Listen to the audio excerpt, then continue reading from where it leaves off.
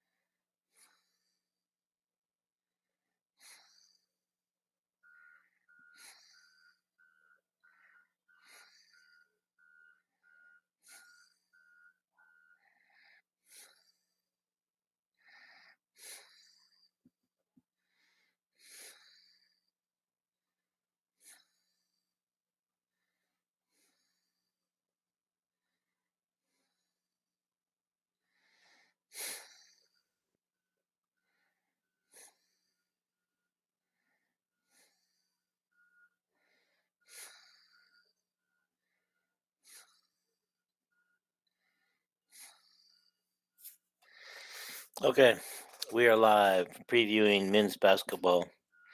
I was trying to go live on TikTok, but I was having trouble. I'll have to do that next time. Okay, we got the men's basketball season starting here in a couple of hours. The preseason games. Aaron Eulis will not be a part of that game tonight. So this got this year. We got a team full of some newcomers. The newcomers are well. Let's just talk about first of all. We got people who left. Jabo, he's gone. And it seems like he was there forever. And he left with as a career leader in assists, 704 points. He led in 3 pointers, 455. Um, games played 179, and his free throw percentage was 88.7%. So 370 mades out of 470 attempts. So he left as the career free throw shooter too. C-Mac though is back. Connor is back this year. He's using his COVID year. We've got some new coaches this year. Courtney Elway has been promoted to a full time assistant coach, where he was player development before. Player development, and the new player of development is Tristan Spurlock. Okay. Okay. So we got some good things going on. So Iowa returns 52% of its shooting or scoring from last year. That's the third best in the Big Ten. So you would think that we would have a decent shot of making some noise in the Big Ten, right, guys? Okay. Um. And so we'll go here. We go. Okay. Okay. As you guys already know, Aaron Eulis is not playing tonight. He's been suspended for this game. He's going to switch to number one this year after wearing number four the previous 2 seasons.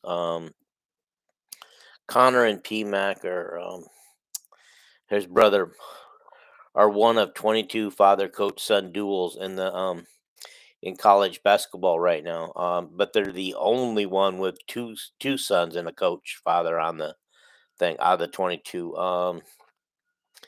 So Iowa has made 6 of the last 8 NCAAs. 9 of 10 postseasons. During that stretch, they had 6 NCAAs and uh, 3 NITs, and of course, the 2020 season was canceled with no postseason. So that didn't happen for Iowa, but they would have surely made the NCAA that year.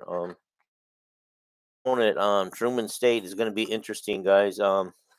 They were 20-10 last year, but they are coached by former Hawkeye Jeff Horner. You guys will remember him playing for Steve Walford. So also, yeah. And so I don't know. Other than that, I don't have a lot of other much about them. This is a game that Iowa should easily handle. Chris Murray is picked as a preseason 2023 All Big Ten team. Last year he had 9.7 points and a game and 4.3 rebounds. So okay. The schedule this to back Big Ten road games 4 different times, so that's not cool. Um, they do get to play Minnesota in Minneapolis on Super Bowl Sunday, which is February 12th. Okay, here's what I was going to say before. The new kids on the team, Desante Bowen, Josh Dix. There's been a lot said about those guys. But we have walk-ons, Marion Nemers and Dante Elridge, who's the coach who's the son of assistant coach Courtney Elridge. I don't know much about him other than that, but they're both Dante Elridge and Marion Nemers are both considered walk-ons. Okay, getting all my notes here, guys, because I want to make sure I get it here. Okay, so we got oh yeah, going back to the schedule, I was out of order there a little bit. Okay, they also have the Gavitt games, where they'll play Seton Hall. They'll play in the Emerald Coast Classic, where they'll play Omaha first, and then Clemson, and then either Cal or TCU, depending on who beats whom in that game. Okay, ACC Challenge. We get Georgia Tech at home. And then we got the Jimmy V Classic, which we're going to play Duke at Madison Square Garden. I'd expect Duke to still be a very talented but a young team, and can a team that's as veteran as the Hawkeyes, can they beat a young talented Duke team that should make a lot of noise. I'm just hitting the highlights of the major teams that they play, guys. Not getting all the teams, but they play Iowa State at home, and then turn around and start the Big Ten season with Wisconsin at home on December 11th. And then it's nothing but Big Ten games, starting with Nebraska at Nebraska on December 29th. Guys, Nebraska can be dangerous. I mean, they're a very beatable team, but they can be very, very dangerous. Okay. I don't know. This season, I'm not sure where they've been picked by the media. I forgot where they were picked by the media. Probably 7th or 8th, because that's where they usually get picked to finish in the Big Ten. I think this team has a lot of potential, especially if they can just make all the pieces work and gel together. I think a couple of the keys is Chris Murray going to have the kind of a season that his brother Keegan had last year. Honestly, I don't think Chris makes that big of a jump, but I think Chris will be a force to be reckoned with. Chris's game should be pretty good. He was offered 2-way contract to stay with the NBA draft. So he was that meant that he would have been probably drafted late and given a 2-way contract, much like Luca and is right now. And I don't know where Joe Wieskamp is because we know I think brother Keegan has got a full NBA ride. I don't think he is on a 2-way at all. S- so that So I think they're going to do pretty decent. I mean, we'll know more about this team as as it's a pretty solid non conference slate of games that they're playing. None of these teams are going to be pushovers. So we'll know more about how they're going to act in the Big Ten, whether they're going to defend the Big Ten tournament title. As you guys know, they did win the Big Ten tournament title this past year. Okay, so here's who I figure is going to start tonight. Okay. Philo Rabacha at center or slash forward, however they decide to call that. Chris Murray at power forward. PMAC at forward. Peyton Stanford at guard, although he's kind of a forward too. And Tony Perkins at the point tonight. Okay. I think he'll be backed up by Desante Bowen. And I think Peyton Stanford will be backed up by Josh Dix, and PMac will be backed up by his brother CMac. And um, Philip Rabacha will be by Josh Ogle. I can't even say it, just Josh O, as far as I'm concerned, and Riley Mulcahy or Mulvady, however you want to say that.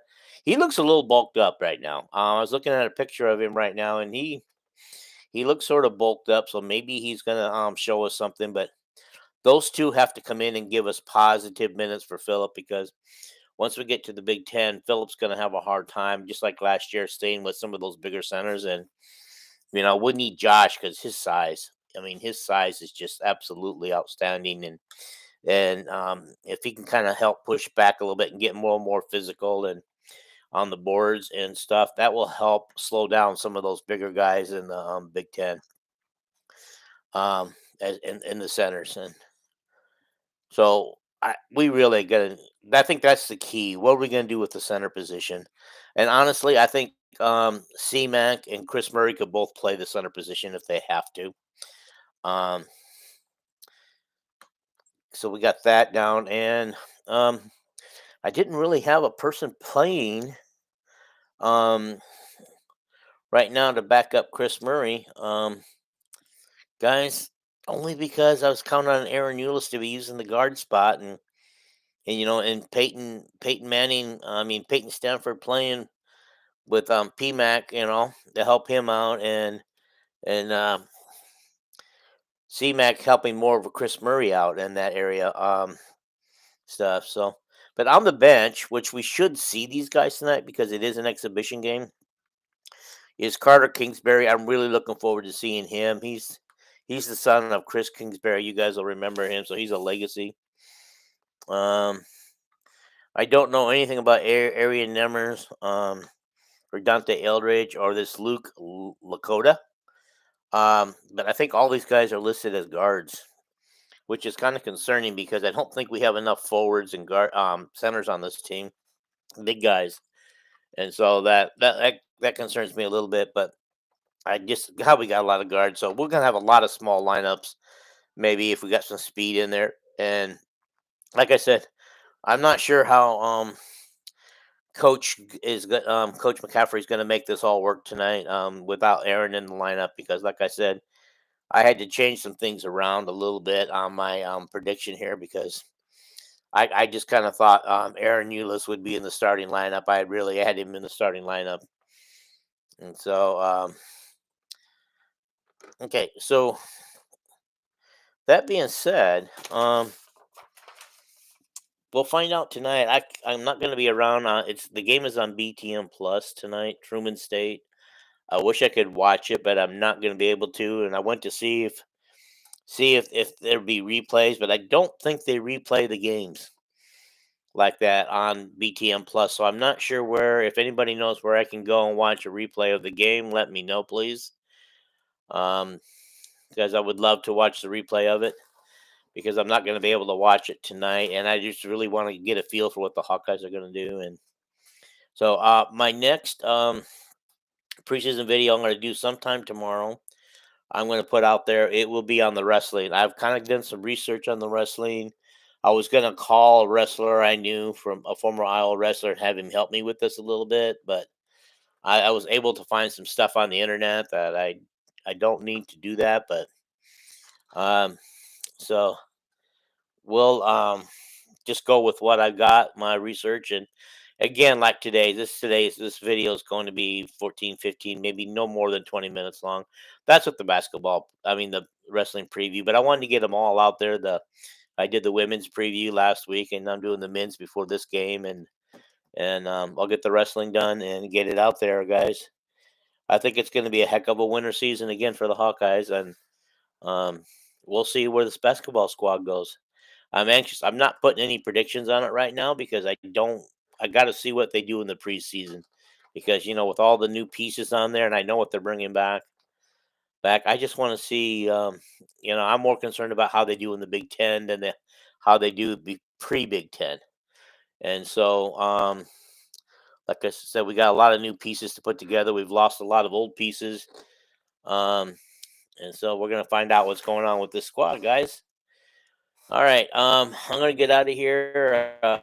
Thanks for watching, guys, and yeah, if you missed any part of this video, the whole thing will be available. And I'm sorry that I missed a little bit of the beginning. I was too silent. I was trying to set up a live on TikTok, and it started to work, and then it quit on me, and then I got a bunch of crap live, so I had to stop it before it got out of hand. So I'll try it again with the wrestling tomorrow. I'll make sure I got it set up better. All right, guys, I am out of here. Take care.